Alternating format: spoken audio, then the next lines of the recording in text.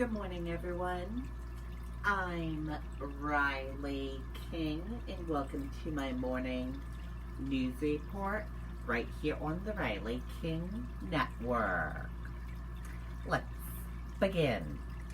Sununu, expect stay-at-home order to continue.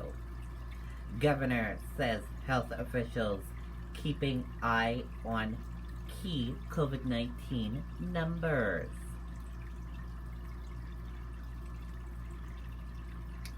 Governor Chris Sununu said Thursday that Granite Staters should expect the stay-at-home order to remain in place a little while longer.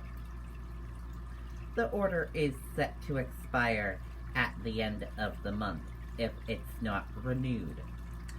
Sununu said the state is keeping a close eye on hospitalization and the percentage of positive tests as businesses reopen.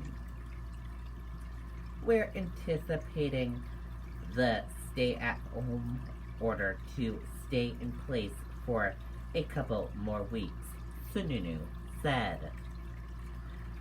We're not going to do it in months at a time, but really do it a couple weeks at a time and kind of mesh it with how we're doing with our reopening process.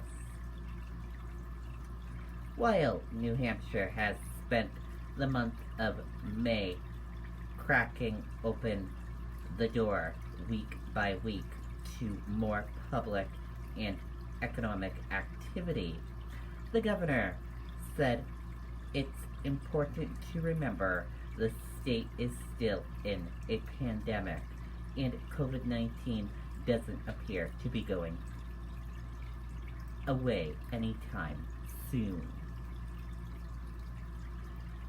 New Hampshire's going to be dealing with the COVID-19 crisis for a long time. There's just no two ways about that, Sununu said. We have to be very careful how we open. We have to be very vigilant to stay on top of the social distancing and good practices we put in place that have helped keep our numbers down.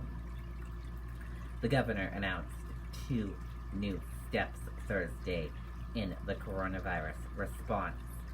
He's calling on the Trump administration to address funding formulas he believes have shortchanged frontline hospitals in Manchester and Nashua, and he's forming a COVID-19 equity response team to examine the issue of the pandemic hitting Montreal communities in a disappointing way. We've seen some information in other parts of the country, but what are the realities here in terms of that disparity that may exist in ministries in dealing with the COVID-19 crisis, Sununu said. And then based on that data, what are some of the action items we can take to break down those barriers? The governor said he's enthusiastically welcoming the White House announcement that it will extend the deployment of the National Guard, saying those men and women have become a crucial part of the pandemic response. And that does it for my morning news report right here on the Riley King Network. I hope you all have a great rest of your day, and I'll see you back here later on today for another news report.